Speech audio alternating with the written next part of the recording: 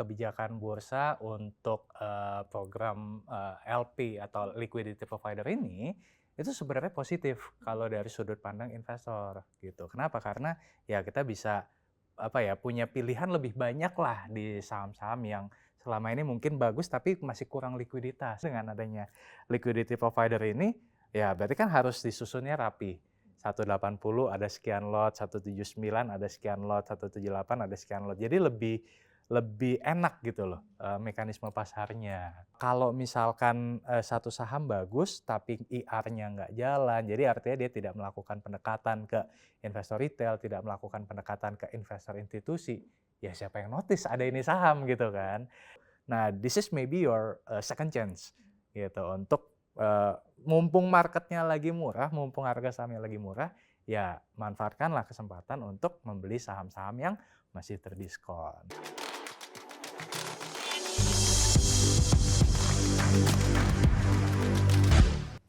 Halo, selamat datang di podcast Bareksa Insight bersama saya Hanum Kusuma Dewi. Dan kali ini saya bersama dengan CEO Bareksa, Niputu Kurniasari. Halo. Halo Mbak Putu, gimana nih tahun baru, semangat baru Mbak? Semangat baru, target baru. Oh tentu Target aja. baru. Oke, dan kita juga bersama dengan seorang value investor Indonesia yang terkemuka, yaitu Mas Rifan Kurniawan. Oke. Halo, halo. Terima kasih banyak loh udah datang ke studio Bareksa. Sama-sama. Dan ini kayaknya udah beberapa kali ya kita kerjasama Mas Rifan dengan Bareksa gitu ya. Oke, semoga di tahun baru ini juga semakin membuka nih peluang-peluang baru. Amin. Oh ya, selamat tahun baru juga mungkin ya buat smart investor ya. Semoga tahun 2025 ini membawa semua kebaikan ya. Amin. Dan semangat baru. Oke, jadi kita ngebahas nih tentang saham ya. Karena kita udah tahu nih di bursa saham itu ada sekitar 947 saham yang tercatat.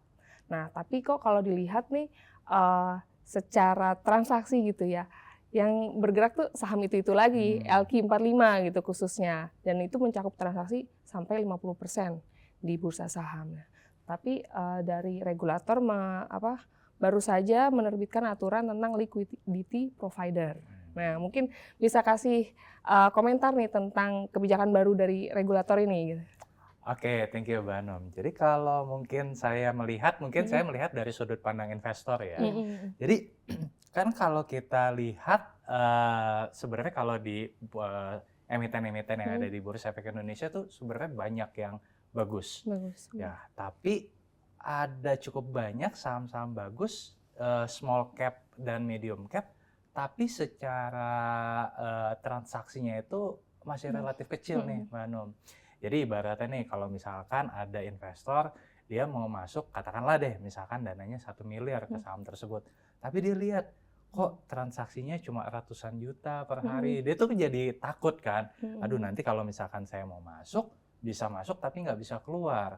Nah itulah yang kemudian membuat cukup banyak saham-saham yang sebenarnya punya fundamental bagus, tapi tidak terefleksi gitu harga sahamnya karena kekurangan likuiditas tadi. Kemudian kalau kita lihat dari skop yang lebih besar, ya sebenarnya di bursa saham Indonesia itu juga masih kekurangan likuiditas. Di mana kalau kita lihat data sekarang ini kan mungkin kurang lebih 9-10 triliun per hari, itu masih jauh di bawah saat COVID kemarin sempat 14-15 triliun.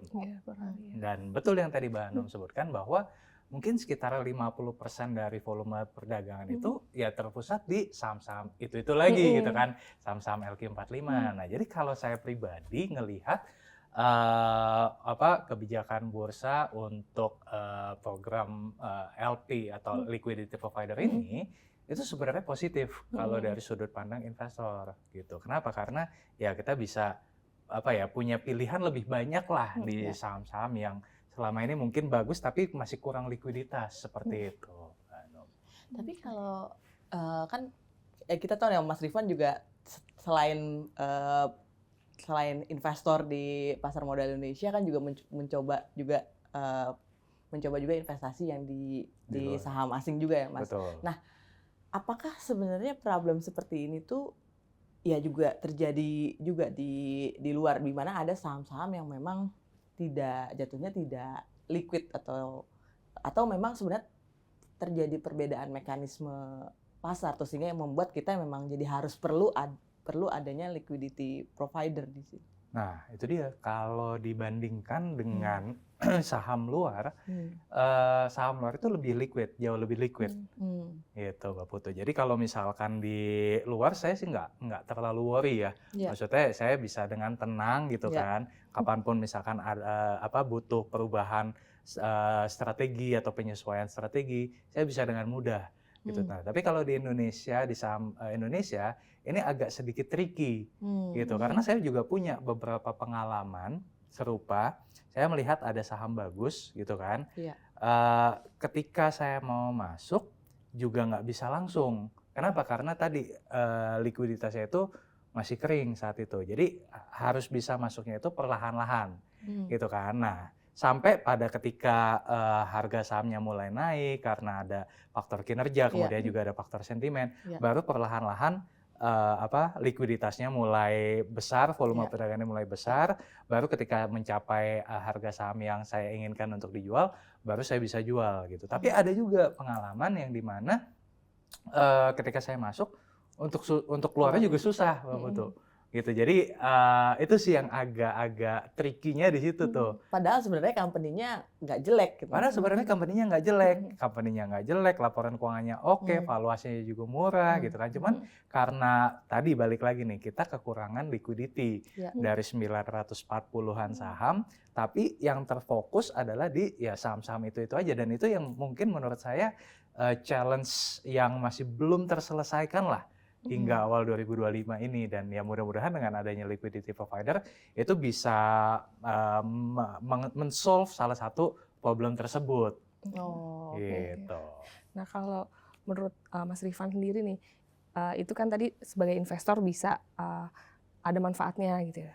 Kalau investor kan ada retail, ada institusi, terus bagaimana dengan si penyedia liquidity-nya sendiri? Apakah dia bisa diuntungkan dengan adanya mekanisme atau kebijakan ini gitu? Oke.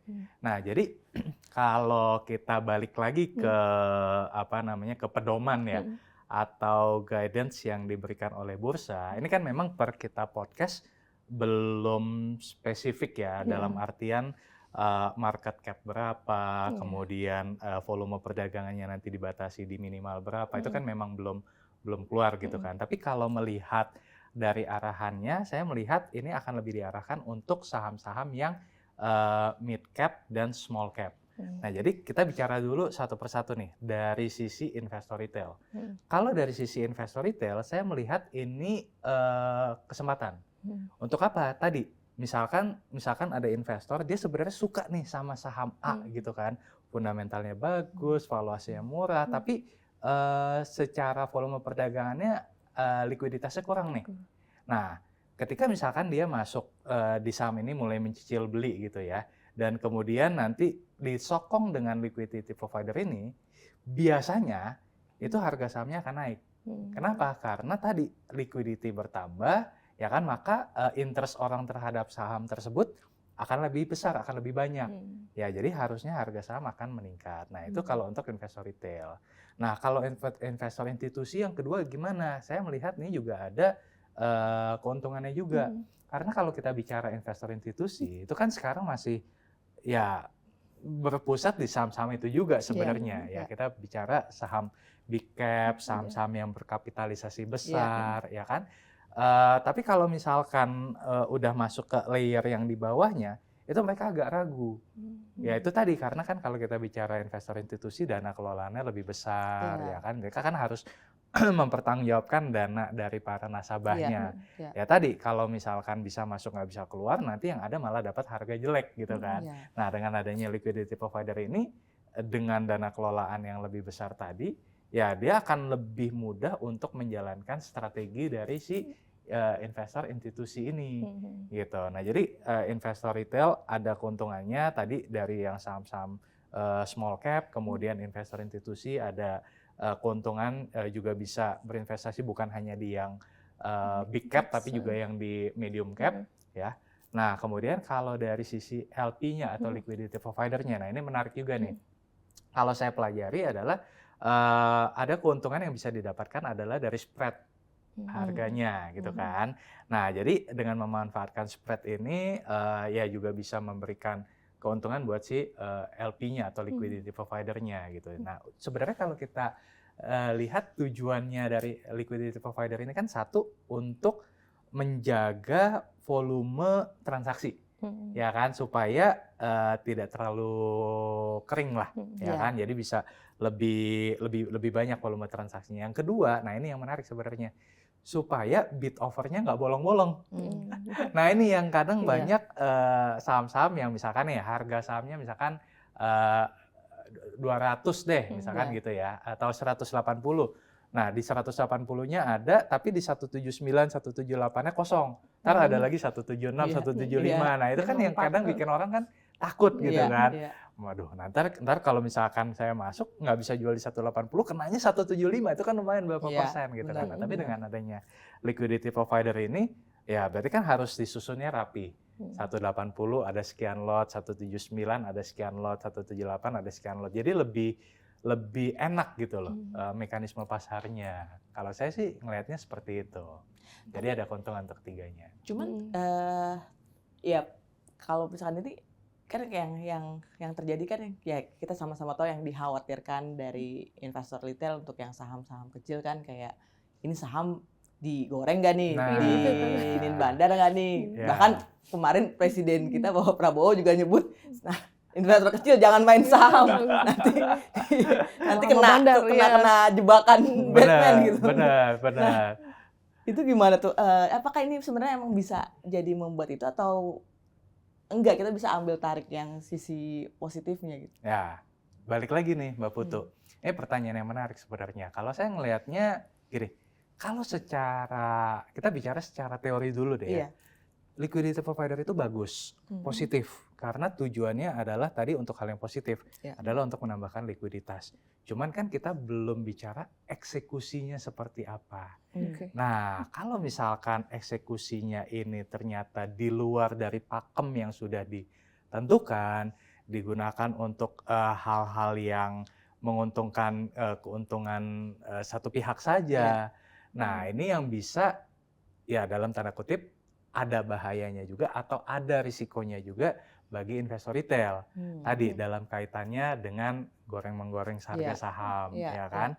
Nah, kita nggak tahu kan si liquidity provider ini atau LP ini apakah ada strategi khusus atau tidak, ya kan? Kan yang megang bid dan offernya dia. Ya, kalau misalkan tiba-tiba nanti ternyata bidnya dicabut, orang takut, harga jatuh, diambil lagi di bawah, kita nggak tahu. Ya kan? Nah, jadi kalau menurut saya tujuannya baik, tujuannya positif. Cuma untuk mekanisme atau untuk eksekusinya ini yang perlu diawasi lebih lanjut oleh regulator. Ya kan? Nah, ya itu sih jangan sampai karena si liquidity provider ini punya apalagi dengan MKBD 100 miliar kan minimal ya. Itu bukan uang yang kecil juga. Mereka punya power untuk melakukan itu. Nah, jadi balik lagi kalau saya ngelihatnya tujuannya baik, tapi eksekusinya yang harus diawasi. Nah, jadi mungkin setiap akhir perdagangan ya berarti dari pihak regulator, dari pihak bursa juga perlu untuk mengevaluasi nih. Ya Kak, apakah transaksi yang dilakukan oleh si LP atau liquidity provider ini sesuai dengan aturan bursa atau tidak, atau jangan-jangan ada yang melenceng. Nah, hal-hal seperti itu yang mungkin risiko yang tetap perlu kita perhatikan, Mbak Putu. Oke, risiko itu tadi ya, saham lebih liquid, tapi ya kita nggak tahu intensi orang gitu ya. Betul, tapi kita nggak tahu. Selama ini memang betul terjadi ya Mas sebagai berpengalaman sebagai investor gitu ya. Ya memang akhirnya jadinya kalau yang nasabah uangnya tidak besar karena banyak juga saham nggak liquid, jadi kejebak di situ. Kalau jadi kejebak. Kan banyak orang yang gini Mbak Putu, ngelihat misalkan ya di running trade, wih ini ada saham dalam misalkan sekian menit terakhir volumenya tinggi, harga sahamnya naik, dia ikut di sana, ya kan? Nah, ketika dia ikut, dia nggak tahu sebenarnya yang beli atau jual ini siapa. Apalagi kan sekarang ditutup kan selama masa perdagangan, selama jam bursa itu kan, dia nggak tahu, ya kan? Tapi ternyata itu adalah si market maker-nya, seperti itu kan. Nah, itu yang bahaya sebenarnya. Nah, jadi balik lagi nih, mekanisme untuk si liquidity provider-nya ini, ya menurut saya juga perlu dipager-pagerin lah, pakem-pakemnya. Ya, jadi intinya balik lagi, programnya bagus, tujuannya bagus, tapi kalau eksekusinya melenceng, ya juga bisa menjadi hal yang negatif. Nah, ini yang menurut saya pihak regulator, pihak bursa juga perlu untuk mengawasi jalannya perdagangan dari si liquidity provider. Termasuk juga kan kalau lebih liquid bukannya lebih volatil ya, maksudnya lebih mudah untuk naik turun gitu. Kalau sebaliknya, kalau saya melihat malah sebaliknya, justru ketika misalkan likuiditasnya kering, itu malah akan jauh lebih volatil gitu. Contoh nih, misalkan ada saham per ticknya katakanlah cuman kalau di nominal ya, cuma 10 juta, 15 juta gitu ya. Katakanlah misalkan saya punya uang 1 miliar misalkan. Ya udah saya beli aja 10 juta, terus 15 juta, 10 juta lagi, itu kan harganya naik. Ya kan? Terus mancing nih retail-retail lain yang mungkin uangnya lebih kecil gitu kan. Terus udah gitu, ya udah ketika misalkan udah mulai terbentuk volumenya, saya distribusi, kasarnya seperti itu. Nah, jadi itu kalau misalkan likuiditasnya kecil. Tapi bagaimana kalau misalkan dengan adanya liquidity provider ini, dari yang tadi satu tick tuh cuma 10 juta, 15 juta, katakanlah jadi 200 juta, 300 juta, itu kan akan lebih sulit untuk digoyang, Mbak Anum. Ya kan, gitu. Jadi lebih less volatile malah. Gitu. Cuman ya itu balik lagi, kita kan nggak tahu ya strateginya si liquidity provider ini, bisa aja tiba-tiba dia tarik bidnya, dia tarik offernya jadi tipis lagi. Nah itu kan yang kadang tuh ya itu balik lagi harus diawasi tuh, ya kan, jangan sampai udah pasang tahu-tahu ditarik gitu. Nah itu kan harus dipertanyakan kenapa. Gitu. Kemarin sih sebenarnya di bursa udah ada yang non cancellation ya, tapi cuman di akhir perdagangan aja. Akhir perdagangan aja, belum di saat jam perdagangannya gitu. Menarik banget nih ya. Terus itu tadi risiko-risikonya. Nah terus kalau misalnya saham kan banyak gitu ya, sektor-sektor banyak. Ada nggak sih sektor-sektor tertentu yang berkaitan dengan likuiditas ini? Kalau sektor menurut saya nggak spesifik ke satu sektor tertentu. Karena kan kalau kita bicara liquidity provider ini tidak diatur sektornya. Tapi kalau dilihat dari pedoman atau guidance-nya itu, pengumumannya yang diatur itu kan nantinya yang diatur adalah market cap-nya, kemudian volume perdagangannya, ya kan, tapi tidak diatur harus di sektor apa. Jadi kalau saya melihat sektornya itu merata. Jadi contoh nih, misalkan ada bank yang KBMI 1 atau KBMI 2 ya, volumenya kecil, ada consumer goods yang nggak liquid, ada saham industrial juga ada gitu. Jadi kalau sektornya sih beraneka ragam ya gitu. Jadi ya tidak melihat sektornya, tapi melihat lebih ke volume perdagangannya gitu. Tapi kalau yang dari prediksi Mas Rifan nih, saham yang lagi banyak bagus tapi nggak liquid tuh lagi banyak di sektor apa nih Mas buat 2025? Oh, kalau itu ya, saya melihat misalkan kayak di sektor kawasan industrial. Ada potensinya, ada tapi potensi sayangnya juga. Ininya nggak ada, menurut saya marketnya tuh masih. Iya gitu loh, masih nggak liquid lah. Nggak gitu. banyak yang ngeliatin. Nggak banyak yang ngeliatin gitu kan, karena likuiditas. Karena kalau saya ngelihat gini, mungkin saya kembangin dikit Mbak Putu. Jadi kalau kita bicara saham ya, selain dia likuiditasnya, tapi kalau saya ngelihat faktor IR atau investor relation itu juga pengaruh juga, gitu. Nah jadi kalau misalkan satu saham bagus tapi IR-nya nggak jalan, jadi artinya dia tidak melakukan pendekatan ke investor retail, tidak melakukan pendekatan ke investor institusi, ya siapa yang notice ada ini saham gitu kan. Nah itu satu. Yang kedua adalah si likuiditasnya itu sendiri. Ya orang kan ngelihat, aduh ini volume sahamnya bagus tapi volumenya cuma 100 juta, 200 juta per hari. Sih nggak berani. Ya udah akhirnya saham tersebut akan ada di situ-situ aja.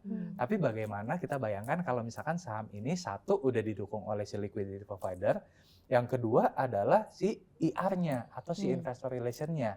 Ya kan, jadi investor relation-nya ini aktif gitu untuk melakukan pendekatan ke investor retail, ke investor institusi, ya kan, dan ke liquidity provider-nya juga mungkin, ya otomatis saham ini akan lebih banyak dinotis oleh banyak orang, ya kan, karena tadi yang Mbak Hanum bilang, sekarang saham ada 947, mungkin kita cuman kenal 200 mungkin, ya kan, sementara mungkin ada 400-500 lain yang kalau kita sebut namanya, apa ya? Apa ya gitu kan, kita nggak tahu gitu kan, gimana kita mau menaruh uang yang besar di saham tersebut kalau kita aja nggak tahu gitu nih. Jadi kalau menurut saya itu yang tadi yang saham industrial itu salah satu contohnya aja, karena saya udah pernah juga ke emiten tersebut, saya bilang gitu, ini saham kamu ini bagus, tapi satu nggak liquid, kedua saya jarang ngelihat investor relation-nya itu melakukan pendekatan ke retail ataupun ke institusi ataupun melakukan komunikasi ke media. Ya sahamnya akan di situ-situ aja. Nah itu sih kurangnya tuh di situ gitu loh. Kalau misalkan ada liquidity provider-nya, ada investor relation-nya jalan, ya kan, orang banyak notice saham tersebut, ya harga sahamnya akan naik, didukung oleh fundamentalnya. Nah itu sih yang saya lihat. Berarti ini yang lebih potensi tuh lebih ke lapis kedua, lapis ketiga ya, daripada yang memang sudah besar gitu kan. Karena kan kalau yang sudah besar kan udah ada market maker-nya sendiri yang tadi kita bahas ya kan. Tapi kan kalau yang lapis kedua, lapis ketiga ini belum ada. Nah kalau saya ngelihat dengan program liquidity provider ini lebih menyasar untuk segmen lapis kedua dan juga lapis ketiga gitu. Nah jadi harapannya adalah tadi diskusi kita di awal, kalau mau invest saham ya bukan saham di itu aja ya kan, tapi ada juga loh saham-saham lapis kedua yang punya potensi bagus, fundamentalnya bagus, tapi saat ini masih kurang likuiditasnya, masih kurang komunikasi dari investor relation-nya tentang apa sih perusahaan ini gitu loh. Nah itu kalau misalkan itu ada, wah menurut saya sih, ini kalau kita bicara lebih besar lagi ya, itu bisa menarik investor asing juga.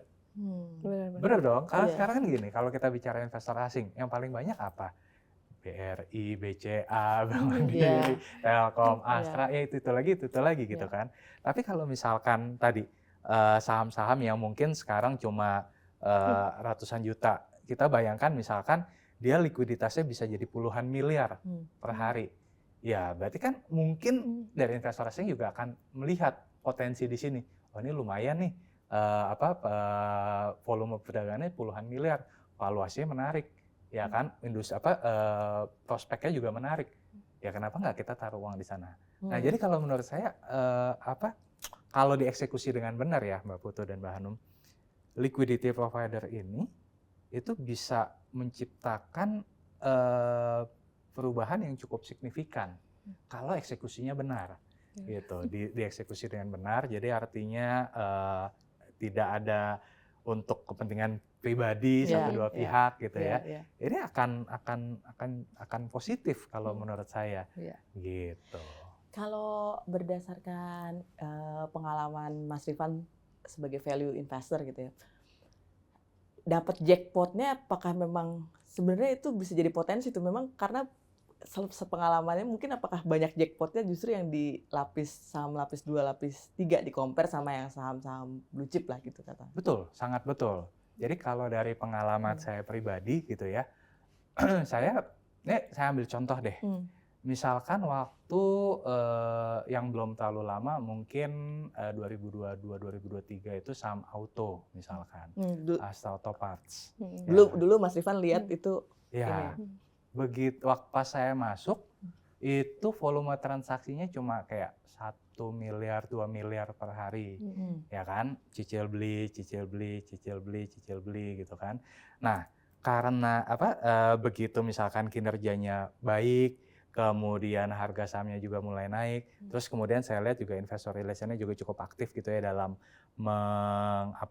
dalam mempromosikan lah dalam tanda kutip apa sih perusahaan Astra Auto Parts ini gitu kan, potensi kedepannya seperti apa. Nah baru dari situ perlahan-lahan volume perdagangannya naik jadi belasan miliar, jadi puluhan miliar per hari gitu kan. Nah di situ momen harga sahamnya naik, ya kan, dengan cepat saat itu, ya kan. Tapi kalau kita bicara potensi awalnya, nggak banyak yang notice saham Astra Auto Parts ini, gitu. Saat itu harganya kalau nggak salah masih di 1000-an deh kalau gitu, ya saat itu. Nah itu nggak menarik tuh saat itu, siapa yang ngeliatin ke sana gitu kan. Tapi begitu harga sahamnya udah mulai ke 2000-an, nah itu tuh mulai analis mulai cover, likuiditas mulai bertumbuh. Nah itu harga sahamnya mulai naik cepatnya di situ, gitu. Nah jadi dapat untung berapa tuh waktu itu sekitar 150% lah. Wow. Ya jadi artinya maksudnya itu potensi,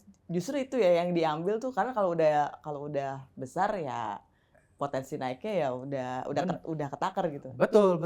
Ada lagi contoh misalkan kayak waktu 2017 ada saham namanya KBLI, ticker code-nya gitu.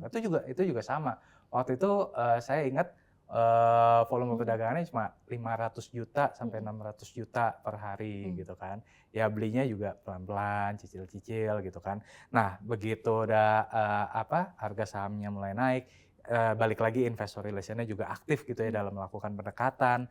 Nah, harga sahamnya naik seiring dengan likuiditasnya yang makin besar gitu. Tapi balik lagi ke pertanyaan Mbak Putu tadi, saya sangat setuju bahwa saham-saham yang berpotensi salah harga itu memang ada di saham-saham yang second liner dan third liner gitu. Nah tadi ada good case-nya, ada nggak yang bad case-nya? Ada juga ya kan. Waktu itu misalkan contoh tahun berapa ya, saya agak lupa, saya beli di saham RANC di 300-an saat itu ya kan. Belinya juga perlahan-lahan, itu malah kalau nggak salah cuma 200-300 juta per hari volume perdagangannya. Nah, tapi waktu itu saya ngelihat, saya pengen keluar saat itu karena ada fundamental yang kurang pas lah dengan saya. Nah, ketika itu saya kesulitan untuk keluar. Kenapa? Karena likuiditasnya kering sekali juga. Jadi akhirnya waktu itu malah yang terjadi adalah ya saya cut loss, gitu. Nah, jadi saya cuma membayangkan gitu kalau misalkan di saham RANC tadi likuiditasnya cukup besar. Mungkin saya bisa nggak cut loss, nggak perlu cut loss, karena kan likuiditasnya terjaga. Tapi karena likuiditasnya saat itu tidak terjaga, ya udah akhirnya saya harus cut loss. Karena kan saya harus ya buang barang di kiri lah, ya kan. Tapi kalau misalkan ada liquidity provider, ya mungkin saya nggak perlu cut loss ataupun lossnya bisa jauh lebih minimum, gitu. Nah itu sih kalau menurut saya pentingnya liquidity provider. Oke, jadi ini sangat positif ya, apalagi buat investor retail gitu untuk masuk di saham-saham yang second, third liner. Nah itu berarti, oke, kalau misalnya memang ini sudah implementasi bagus, likuiditasnya bagus, PR-nya investor retail ini biar bisa memanfaatkan gitu. Jadi apakah dia harus melihat fundamentalnya yang seperti apa gitu? Mungkin kasih tips gitu buat teman-teman smart investor Bareksa nih. Oke, nah jadi buat smart investornya Bareksa nih ya. Kalau menurut saya pertama tetap lihat fundamentalnya dulu, ya kan. Nah jadi liquidity provider ini kalau menurut saya itu seperti analisa tambahannya, ya kan. Karena bayangin gini, ini kan kalau misalkan jadi kan bulan Mei ya kalau nggak salah kan yang akan diberlakukan. Nah, ini sekarang kita bicara bulan Januari. Katakanlah misalkan smart investor udah melihat ada potensi saham bagus. Cuma memang likuiditasnya kurang, ya kan. Nah itu mungkin bisa tuh perlahan-lahan untuk mencicil beli ya di saham tersebut.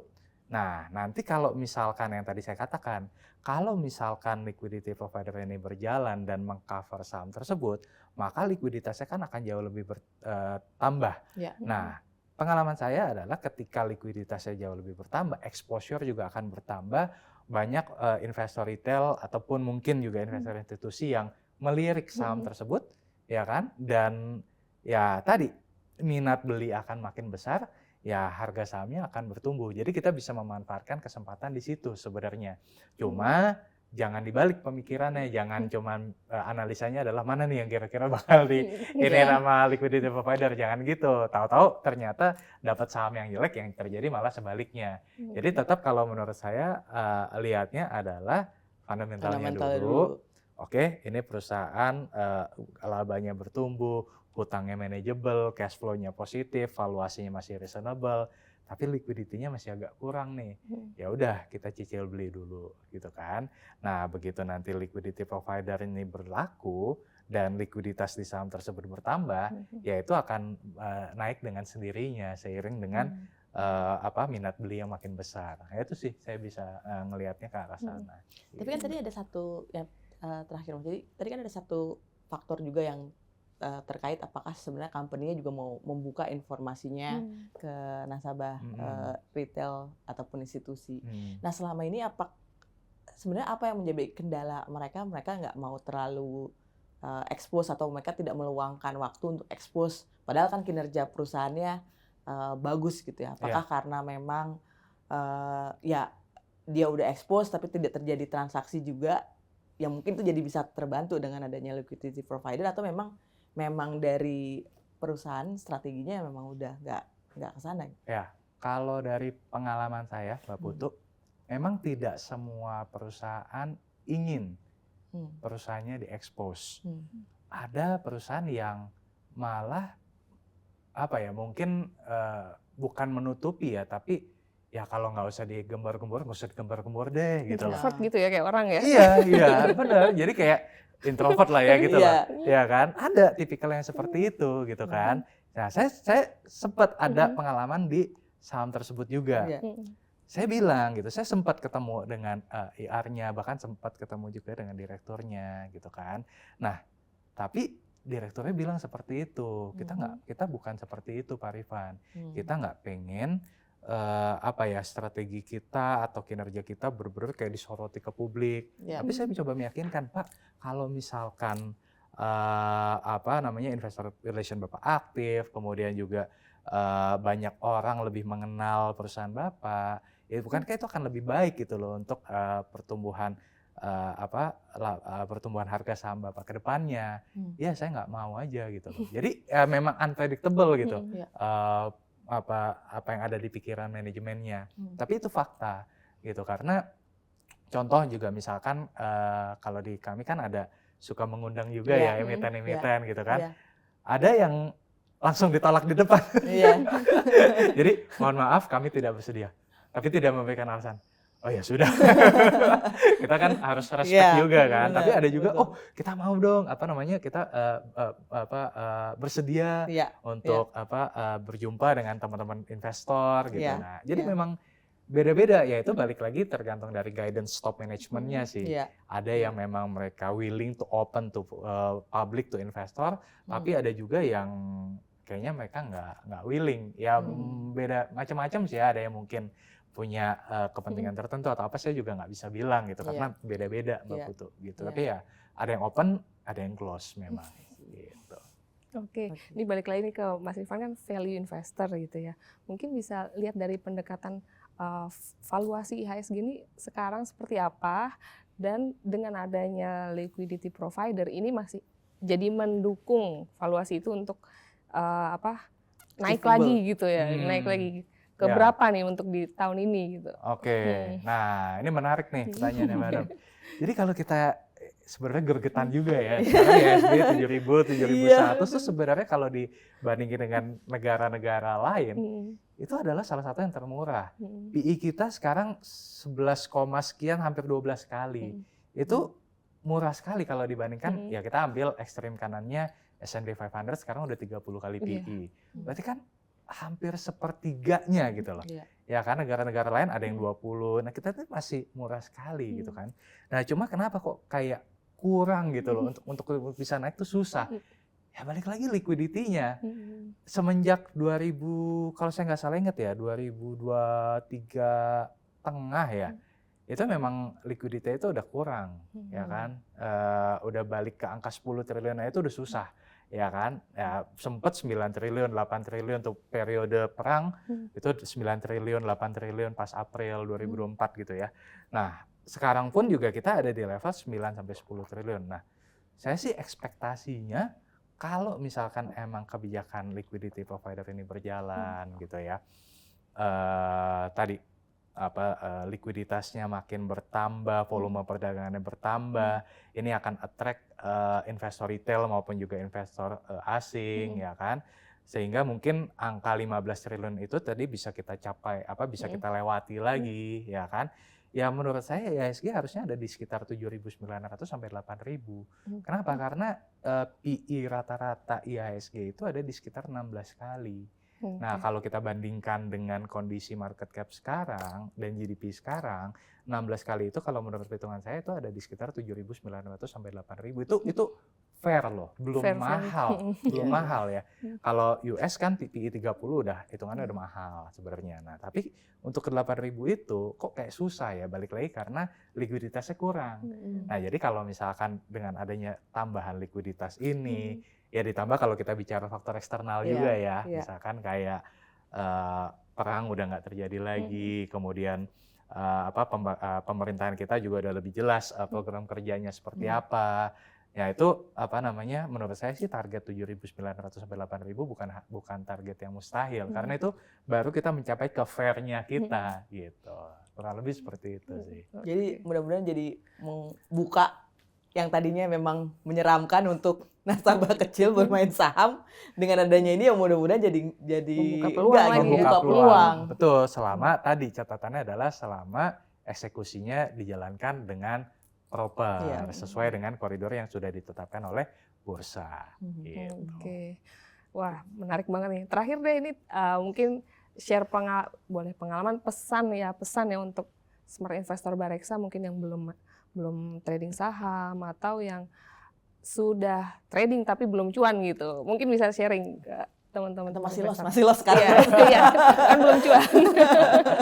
Oke, nah ini mungkin saya banyak mendengar, mungkin kalau buat smart investor yang udah di saham di 2024, mungkin ngelihat kayaknya kok market berat gitu ya. Karena memang kan secara IHSG-nya negatif, indeks LQ45 tahun lalu juga kurang mengembirakan kan, turun 15%, IDX 30 juga turun 15% gitu, kayak sesuatu yang menyeramkan gitu kan. Tapi kalau pengalaman saya dari 2008 sampai dengan 2025 ini, belum pernah ada sekalipun IHSG mencatatkan return negatif 2 tahun berturut-turut. Nah itu fakta menariknya. Jadi ketika misalkan 2008 ketika global financial crisis IHSG turun hampir 50%, tahun 2009 dibales dengan kenaikan 86% sampai 90%. 2013 sempat turun, 2014-nya naik lagi.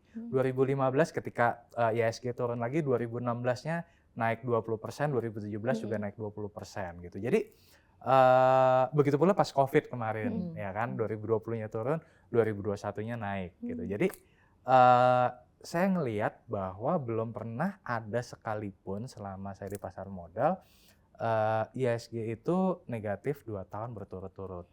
Yang ada adalah ketika di tahun sebelumnya IHSG itu negatif, di tahun berikutnya IHSG tumbuh lebih kencang. Nah, pattern itu yang ya kita sama-sama berharap 2024 tahun yang berat karena negatif juga, 2025 ini harusnya akan lebih baik. Nah, tapi kalau misalkan ditanya alasannya apa, ya kan? Satu, suku bunga. Ya, kita kan udah tahu bahwa suku bunga nih udah mulai turun dari September, kemudian terakhir kemarin The Fed juga turunin di Desember, dan tahun ini mungkin akan turun 50 basis point atau 2 kali ya di 2025 ini. Jadi harusnya trennya itu udah mulai jelas gitu bahwa suku bunga akan turun, ya kan, 2025 dan 2026. Dan nah ini fakta menariknya juga yang kedua. Kalau kita tarik data 20-30 tahun terakhir, setiap kali periode penurunan suku bunga, IHSG selalu positif. Jadi saya pelajari itu, belum pernah ada sekalipun di mana ketika tren penurunan suku bunga terjadi, IHSG negatif itu belum pernah. Gitu. Jadi ada korelasi ketika suku bunga turun, ya maka IHSG positif.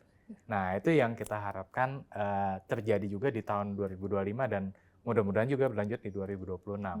Nah, cuman tadi kita perlu mewaspadai faktor-faktor eksternal seperti misalkan tensi geopolitik di Timur Tengah, kemudian juga kebijakannya Donald Trump. Nah ini yang juga sedikit akan mempengaruhi ya kebijakan Donald Trump dengan proteksionismenya dia gitu kan.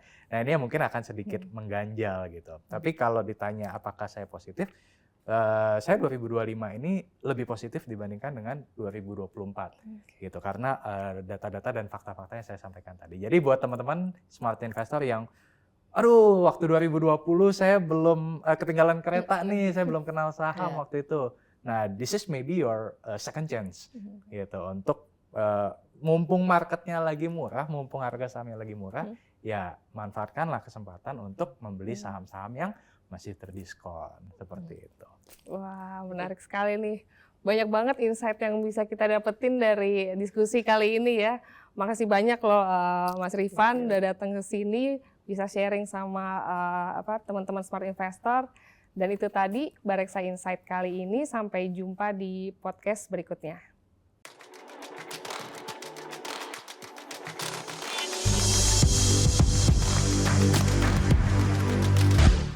Bareksa Insight.